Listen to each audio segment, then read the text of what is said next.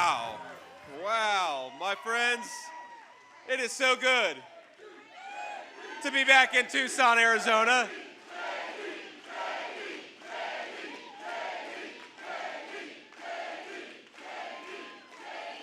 It is so good to be back in Tucson, Arizona.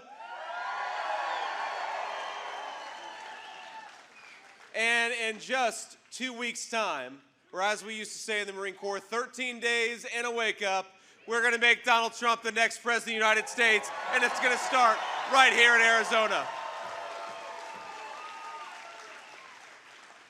Now, we have some great dignitaries. You guys have some great local leadership. I want to give them a shout-out before we get started. We've got Chairwoman of the Arizona GOP, Gina Swoboda. Where's Gina at? Hey, Gina, thank you. Gina and I get along very well, even though I pronounce Gina's name differently every single time that I see her. Gina, I'm so sorry. By the end of this election, we will figure it out, but only if we win Arizona by 5 points. So that's the challenge. I'm so thrilled to have President of the National Border Patrol Council, Paul Perez. Paul, where are you at? There we go.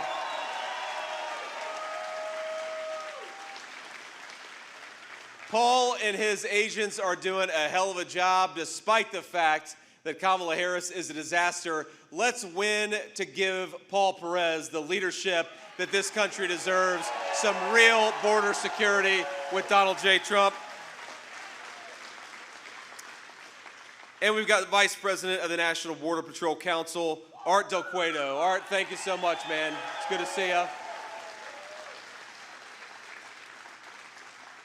Think about it. These guys are doing such a good job keeping us safe.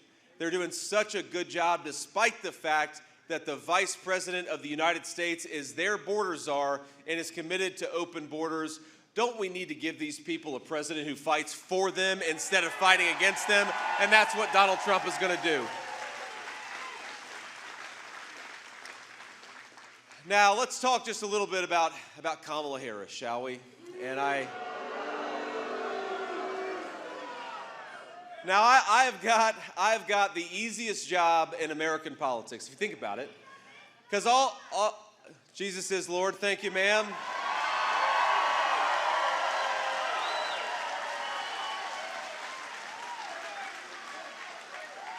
And I'm not afraid to say that. It'd be good to have a vice president not afraid to say that. But look, here's the thing. I got the easiest job in politics because all that I have to do is go out and remind the American people that Donald Trump was the president of peace and prosperity. That's a pretty damn easy job to do. We just got to talk about the fact that when Donald Trump was president, take-home pay was rising faster than it had in a generation. When Donald Trump was president, inflation was a low 1.5%. And when Donald Trump was president, the border was secure. That's a hell of a record to run on, and that's the Donald Trump record. Now, I honestly feel bad. I'm probably the only person in the room that feels bad for Governor Tim Walz. And I think that reaction suggests that I'm right. I'm the only person that feels bad for Governor Tim Walz. Because think about it, if I've got the easiest job to do in American politics, he's got the hardest job in American politics. He's got to go around and convince the American people that Kamala Harris is somehow going to solve the very problem she has been creating over the last 3.5 years. That's a tough job. If you're the praying type, I suggest maybe you say a prayer for Tim Walz, because here's what Tim Walz has to do. He has to somehow pretend that Kamala Harris didn't open the American southern border, but she did. He has to pretend that Kamala Harris didn't cast trillions of dollars in new spending, which is why groceries and housing are unaffordable in the state of Arizona and across our country. Tim Walz has to try to convince people that Kamala Harris actually has ideas in her head for how to govern the United States of America.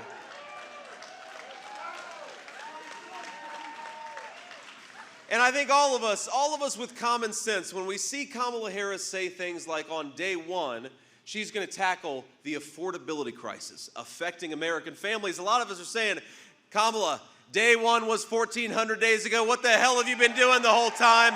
Go do your job. Stop talking about how you're going to do your job. Now, I will say, in Kamala's defense, look at this. Look at me being bipartisan. I'm being nice to Tim Walz. I'm being nice to Kamala Harris. In Kamala's defense, I think that every time she does an interview, we gain about 100,000 votes. So Kamala, keep on doing those interviews, whether they're softballs or not.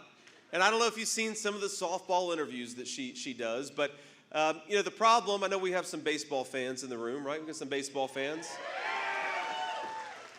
The problem with a softball interview is that you still got to be able to hit a softball. And I don't know if Kamala Harris could hit a T-ball based on what we've seen over the last couple of weeks. And now we joke about this, but actually the joke is on us, because this is not just a person who's bad at doing interviews. This is a person who doesn't have the competence or the skills to be president of the United States. And I think in just 2 weeks, Arizona is going to send Kamala Harris a message: go back to San Francisco where you belong. We're making Donald Trump the next president.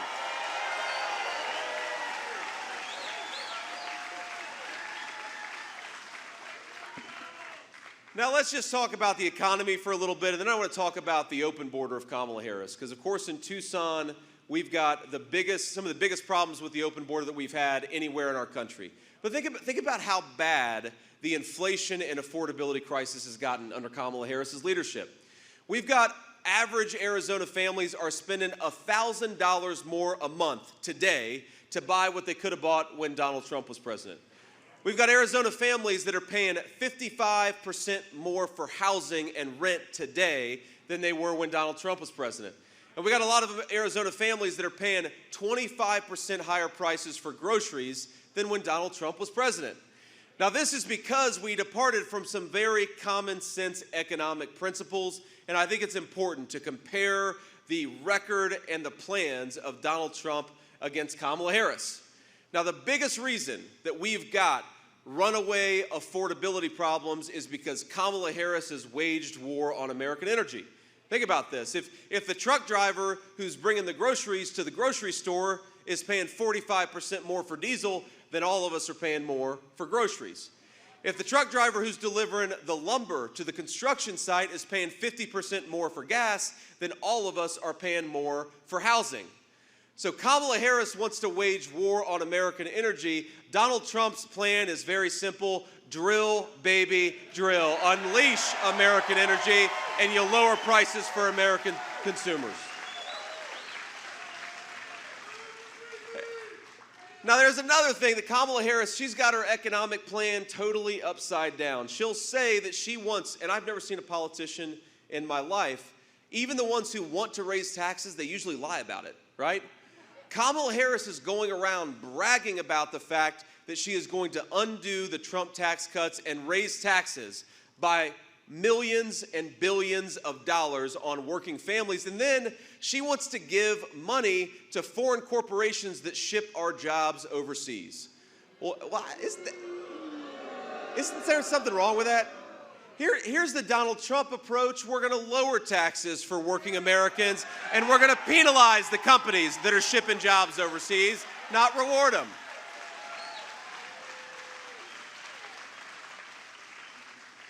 You know, Kamala Harris, she wants to impose so many regulations on our workers, on our businesses. There have been hundreds of billions of dollars of additional regulations that have nothing to do with clean water or clean air. Donald Trump and I, we believe in clean air and clean water. We also believe that we can have a growing economy while protecting our workers and protecting the jobs that they do. And that's a big difference.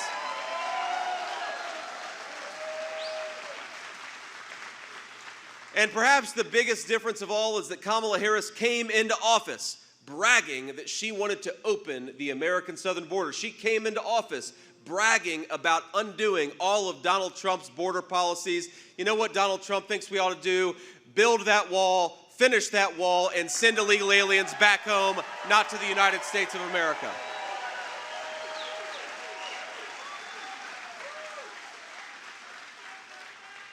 Now, there is this crazy thing that Kamala Harris keeps saying. And you know, if you think of her campaign, if you pay attention to their campaign, she never talks about how she's going to lower grocery and housing prices for American citizens because she doesn't have any plans to do it. And most importantly, she's made the problem worse over the last 3.5 years. She'll never talk about how she's going to bring peace and stability back to the world with her foreign policy because she's been in office for 3.5 years and the world is on fire right now. So every time they ask her a question, every time they put a microphone in front of Kamala Harris and they ask her what she's going to do, she'll say, well, I grew up in a middle-class family. Or increasingly what she'll say is she'll talk about Donald Trump. And the audacity for a person who's been in power for 3.5 years, blaming Donald Trump for her failures, I'd like to have a president who takes some responsibility for themselves and their leadership, and that's not Kamala Harris.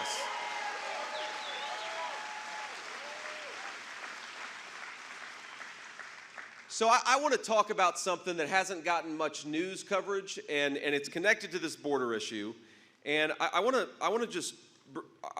name this family and this young man by name because though you may not know about it, because again, the news media hasn't really covered it, just a few days ago, there was a United States Marine veteran who was killed by the Mexican drug cartels. I'm dead serious. I want to tell you a little bit about this man because I just met his family. I just met his brother-in-law and his father, and of course they're heartbroken, but they mustered the courage to tell me a little bit about their son who lost his life, and I want to tell you a little bit about it. First of all, you know, I'm biased because I was in the Marines, but this is a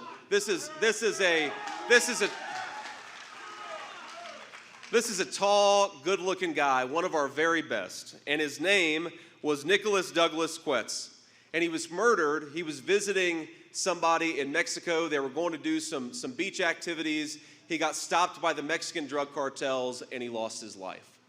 And one of the things that we have to appreciate is that what the cartels are doing, my friends, it's not just affecting us north of the border, it's affecting everything north and south of the border.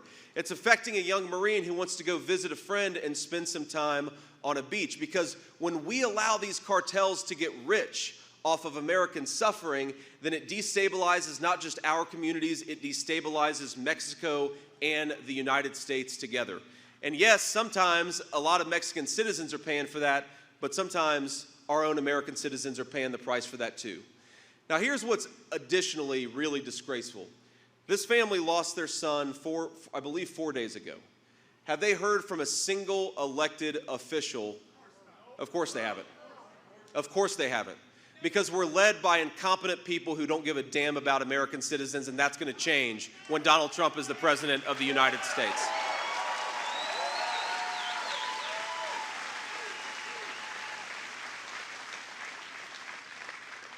You know what else they told me is that they believe, and apparently American authorities believe, that they actually have the name of the person who killed this handsome young Marine. And you know what should be happening is that a U.S. attorney ought to be filing charges against that scumbag and bringing him to the United States to face the full force of American law.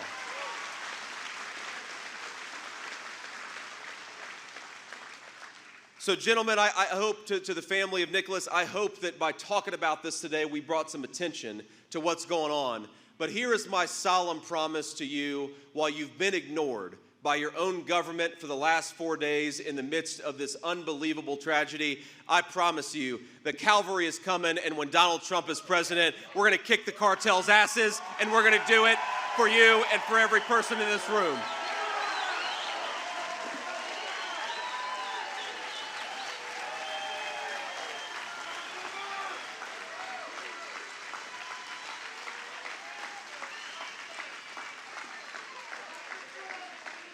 Because, you know, I appreciate the show's support, and I just cannot believe that we've gotten to a point where, thanks to Kamala Harris's policies, we've turned Mexico into a narco state on our southern border. The cartels, in some ways, are more powerful than the local Mexican authorities, and that is injuring, it's killing, and it's making our citizens less safe.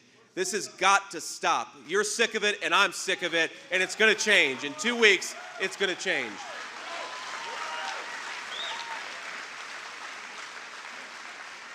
And I just, to the American voters, especially those that are watching at home, think about what Kamala Harris actually thinks about us. If she's talking not about young Marines losing their lives, if she's talking not about how to reimpose border security, she's not talking about how to make groceries more affordable, she's talking about Donald Trump, and she's going around and campaigning with washed-up politicians like Liz Cheney.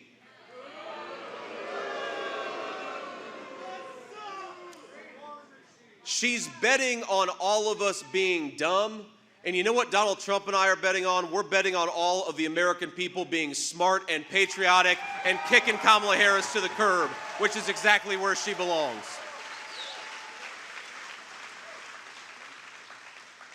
Now, I just say this, but, I watched this event with Kamala Harris. Remember a couple months ago, the media was all focused on how Kamala Harris, she was the candidate of joy. The candidate of joy.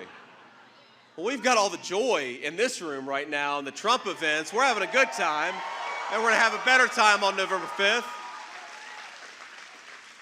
But they did this event with Kamala Harris, and she's basically whining at the people at it wasn't a rally. I don't think they had that many people there, frankly.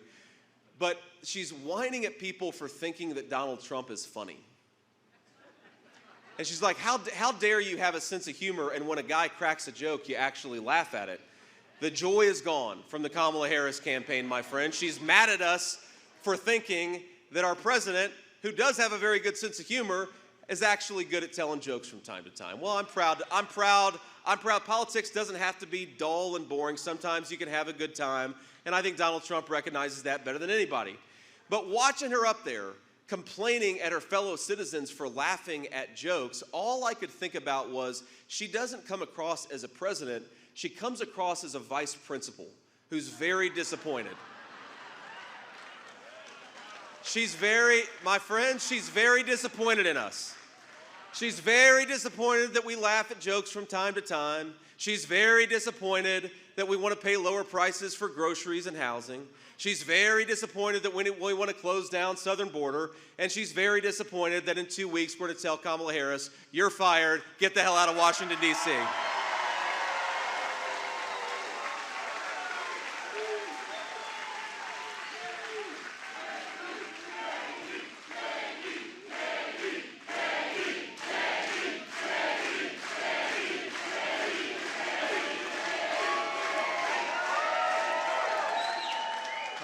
All right, okay.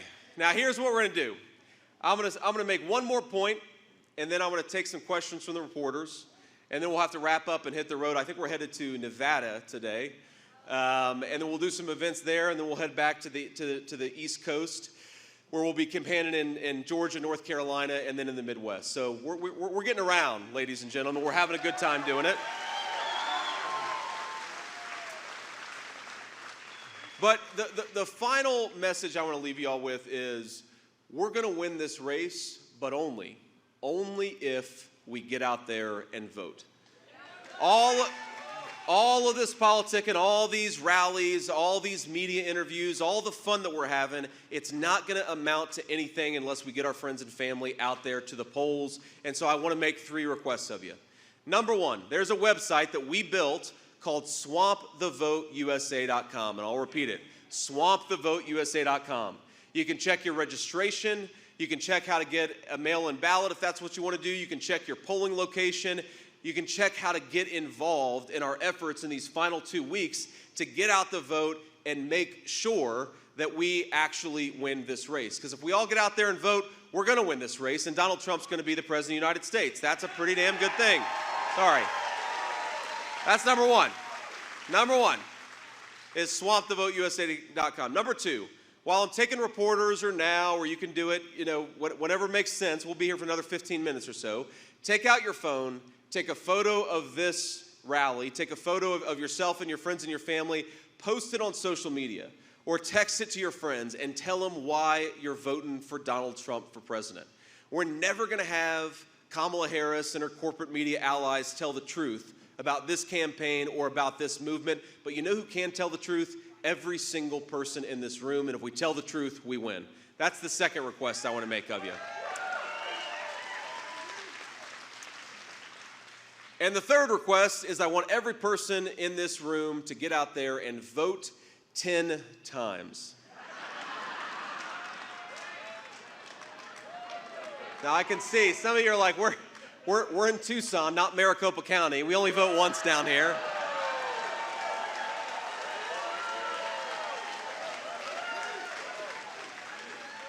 But we're going to vote in Maricopa County and here in Tucson. We're going to vote 10 times the legal way. And that means taking yourself to the polls and get 9 of your friends and family. Get them to the polls, make sure they vote the right way, and that's how we take this country back. So, with that, I will say thank you, Arizona. Thank you for all your hard work. Let's get across the finish line and make Donald Trump the next president and take this country back. God love you. Thank you so much. We'll take some questions from reporters, but I'm so thrilled to be here.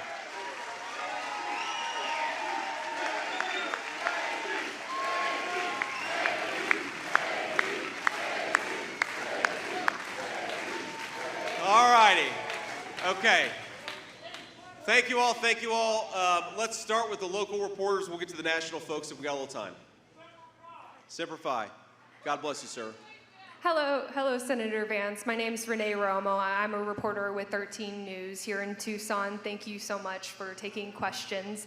My question to you is just as you were talking about your ticket's economic plan, former President Donald Trump has said that he would impose high tariffs on Chinese goods. Sure. If he were to take office. However, a number of economists have said that that would increase the prices of foreign goods here in America. What do you say to any voters that are concerned about this? Yeah, Renee, I think, look, it's a fair question. It's an important question. But the very same people who said that Donald Trump's tariffs aren't going to work are the very same people that said that we should let China into the World Trade Organization. They were wrong about that. They're the very same people that said it would lead to more American prosperity if we shipped all of our industries and manufacturing base to China, and they were wrong about that. And they're the same people that have led to the evisceration of the American middle class, and they were wrong about that. Donald Trump and I are going to rebuild the American middle class, and we're going to do it by fighting back against the Communist Chinese Party. Now here's what's so important about this, Renee, is look, think about this. If you take 2 factories and 2 sets of workers, in America, we want those factory workers to have good middle-class jobs. We want them to be able to support a family and buy a home with those good middle-class jobs. In China, they're willing to pay their people, sometimes literal slaves, $3 a day. And you ask yourself, well, if they're going to make it for $3 a day and we want to pay our people good middle-class wages, how do we fight back against it? And the way that we fight back against it is to say, if you want to bring that slave labor made crap back into our country, you're going to pay a big fat tariff, and that's how we're going to protect American businesses and American workers. And the one final point, the reason I don't put too much stock, and by the way, there are plenty of experts that think that Donald Trump's economic plan is the way to recreate prosperity in this country. I think Donald Trump is going to unleash a golden age of opportunity and the American dream in this country. We got to get there first, of course. But those same people, you know what the people who say they don't like Donald Trump's economic plans, they ignore the fact that Donald Trump put big fat tariffs on China during his first administration. And inflation was the lowest it had been in 40 years, and take-home pay was going up. So my response to people who criticize Donald Trump's economic plans is the proof is in the pudding. Are you better off than you were 4 years ago? Because I think for most Arizonans, they're saying no. So let's change directions. Let's go back to the policies that worked. Let's go back to Donald J. Trump's presidency. Thank you, ma'am.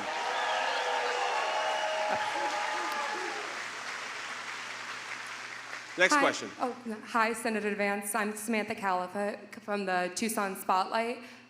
In the past, you've been very clear about your views on women and abortion and women's health care.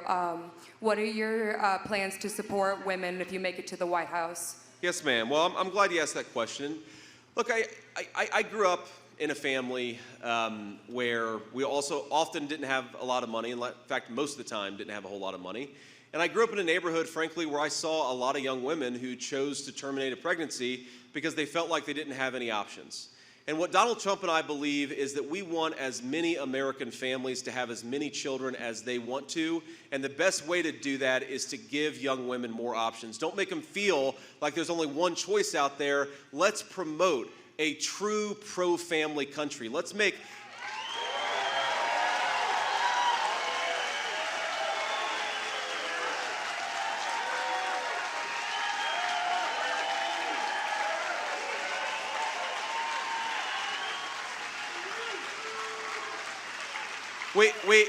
We want to make, for folks who need it, we want to make fertility more accessible. For young families who go to the hospital, they have a beautiful baby and they come home to surprise medical bills, we need to cut that crap out. There are a lot of things that we can do to make it more affordable and more possible for American families to choose life, and that's certainly what I want to happen. I want more American families to have babies, to have beautiful, healthy families, because if we don't have families in this country, then what the hell's the point of it, right? We want to raise our families in a healthy and prosperous country. And if you don't have children, you don't have the next generation. So Donald Trump and I are committed to being pro-family, pro-woman, pro-baby, and we're going to make it happen when we get back to the White House. Thank you, ma'am.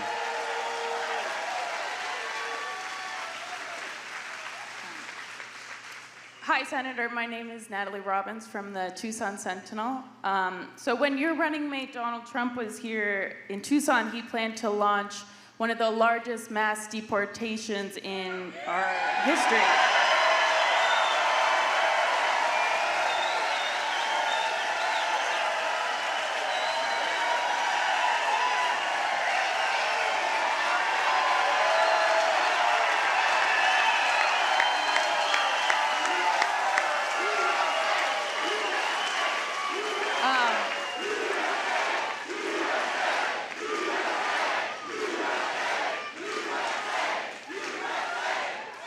Senator, I'm curious if your campaign... Note to self, I'd like to have a drink of whatever you all had before you came to this rally. Me we're, too. We're having a good time. Ask your question, ma'am. Sorry. Senator, I'm curious if your administration plans to deport DACA recipients or childhood arrivals. Look, ma'am, I think that what we've said and what President Trump has said is that when you've got 25 million illegal aliens in this country, you've got to deport a lot of people or you don't have a border anymore. It's just that simple. Now, look, you also, of course, we got to focus on the most hardened criminals.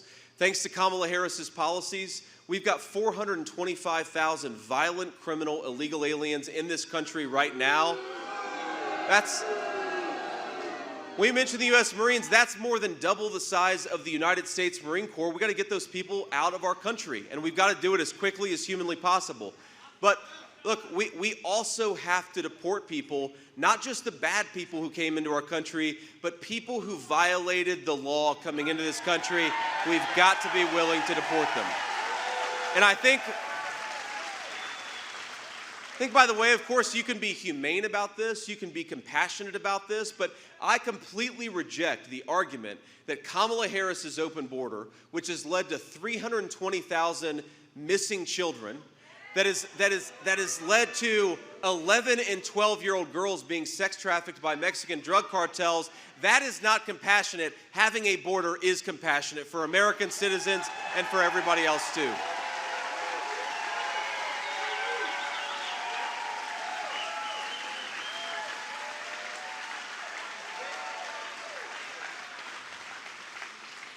Next question. Senator Vance, John Washington with Arizona Luminaria, a related question here. So would you consider also re-implementing the family separation crisis? When you talk about closing down borders, would that also include potentially ending the refugee program? Well, look, there's a couple things there. First of all, there's not one refugee program, right? We have multiple different refugee programs. And the problem is that Kamala Harris has granted mass asylum and mass parole. That was never what these programs were meant for. Now, we're not talking about a guy who, worked with American troops and is a good person, has been properly vetted, and you handle those cases on a case-by-case basis. We're talking about Kamala Harris giving legal status to millions of people. That's illegal. It's also disgraceful, and is one of the reasons why we have probably thousands of terrorists in this country right now, is because she's not doing her job. Now, the second question here is, I find that even the premise of the question a little unusual, because you talk about, are you going to re-implement child separation? Well, the Department of Homeland Security has said they've effectively lost 320,000 children. Now, some of them hopefully are at home with their families, but we know that a lot of them have been sex trafficked, a lot of them have been used by drug mules. The true family separation policy is Kamala Harris's open border, and Donald Trump is going to change that.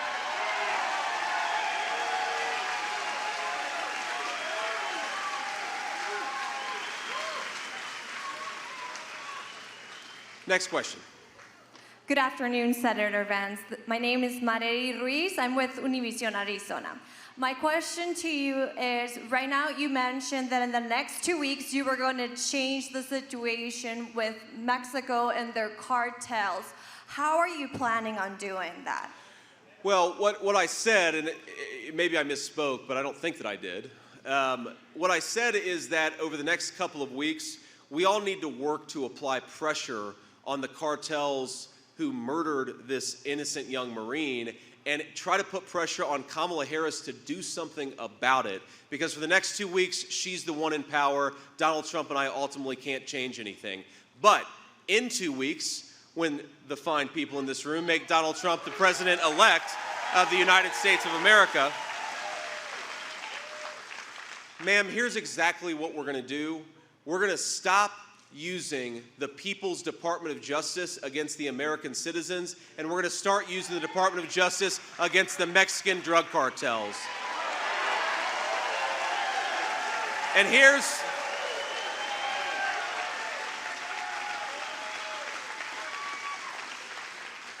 the other thing. I think we've got hundreds of thousands of very fine Marines, soldiers, sailors, and airmen who are pretty pissed off at the Mexican drug cartels. I think we'll send them to do battle with the Mexican drug cartels too.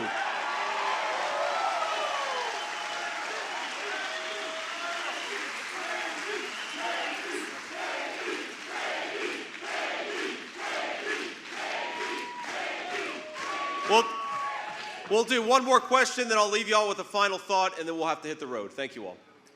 Hello, Senator J.D. Vance. Kenny Darwin with KGI 9. I just wanted to ask, we have an opioid problem in this country, specifically with fentanyl. And since moving to Arizona, I've talked to many parents, loved ones who have lost loved ones to fentanyl. What is the federal government's role in addressing the issue, and how exactly do we combat that issue, especially for a state like Arizona, where most, if not all of that fentanyl is coming through our border? Yeah. Well, let me say a couple things. First of all, this is a humanitarian catastrophe that should be the biggest story in every national news media story and interview. They want to talk about 2020. They want to talk about something that happened 6 years ago. They ought to be talking about the fact that 100,000 of our people, many in the prime of their lives, are dying. It is a disgrace, and Donald Trump is going to do everything that he can to fight it. That's where we're going to start. Now, you ask how. How do you do that? Look, the number one reason why we have so much fentanyl in the state of Arizona, but also all over our country, we got to talk about it. This crap is manufactured in China because it's tough to manufacture, and then it's brought into the United States of America by the Mexican drug cartels. You need to have a president who goes to China and tells them what's what, stop manufacturing this crap, and then you need to have a president who sends the U.S. military to battle with the Mexican drug cartels. Get this poison out of our country. That's what we got to start with.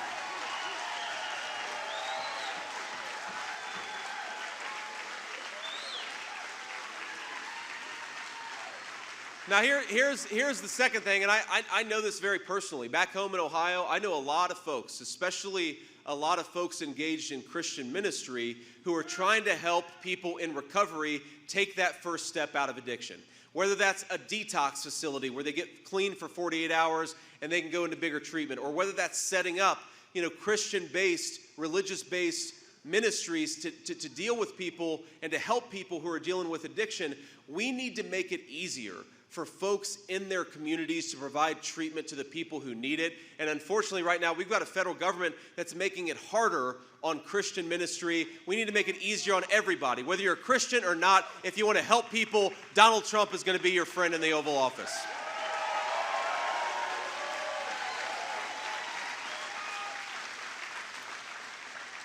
So on that note, let me just give you some sense of the stakes here. And again, we got to get out there and vote.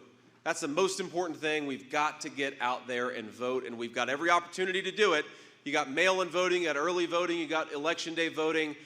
Look, I don't like election season. I like election day, but as Donald Trump says, it is what it is. We've got to use the tools available to us to get out there and vote, because if Kamala Harris's team is using everything and we're only voting on election day, then we're going to lose. So use every avenue you can to get people to the polls and to get yourself to the polls too. That's what we got to do. But I'd ask you to just think a little bit about the stakes here, because look, I want to win this election as much as anybody in this room, and we are going to win this election. And it is going to be very fun. I will tell you, it's going to be very fun on November the 5th to beat Kamala Harris and the Democrats. It will be.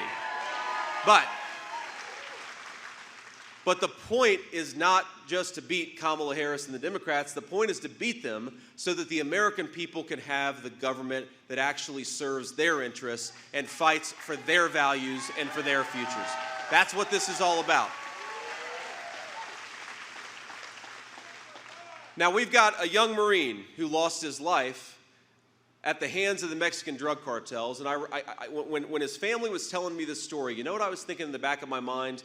I was thinking about when I sat next to a DEA agent, a drug enforcement agent, on a plane, and he told me that in the last few years, the Mexican cartels have gone from making about $1 billion a year to over $15 billion a year. And that was a couple years ago. It's probably, Border Patrol folks, it's probably a hell of a lot higher now than it was 2 years ago. When we enrich criminal gangs because of the policies of Kamala Harris, it comes back home. And sometimes it comes back home in the most tragic way. I'll tell you another person I met on the campaign trail. Just a few weeks ago, a woman who's about, probably 65, 70. She had recently been retired. Her husband was about to retire, and they were raising their grandchildren because her daughter had died of a fentanyl overdose. And you know what she told me? She said that for 40 years, in good times and in bad times, they had a little tradition that they did every Friday night. Her and her husband would do steak night. And I'm not talking about going to a fancy steakhouse. I'm talking about going to the grocery store and grilling some steaks at home. And I know all of us realize it's those little rituals, those are the things that actually make life worth living, right? A steak night with your loved ones on a Friday night, that's why we work, and that's why we love this country. But you know what? She stopped doing steak night about a year ago. And she stopped doing steak night because it was so expensive, the groceries were too high, that she gave up on this thing that had brought her and her family meaning and joy for 40 years. What we're doing, my friends, is not just beating Kamala Harris and the Democrats. What we're doing is creating a country where young Marines don't lose their lives because we've empowered the Mexican drug cartels. We're creating a country where people who work hard and play by the rules can afford a steak on a Friday night, because this is the United States of America, and that's what we want for our citizens. But as we're out there working, and as we're out there getting people to the polls, and as we're out there finding ways to make sure that as many people vote for Donald Trump as possible, I just want you to remember that the American people, the people I just talked about who are suffering under Kamala Harris's leadership, they are going to thrive and prosper, but only if they have a leader who is fit to serve and fit to lead this great nation. Let's go give it to them. God bless you, Arizona. Thank you so much for having me.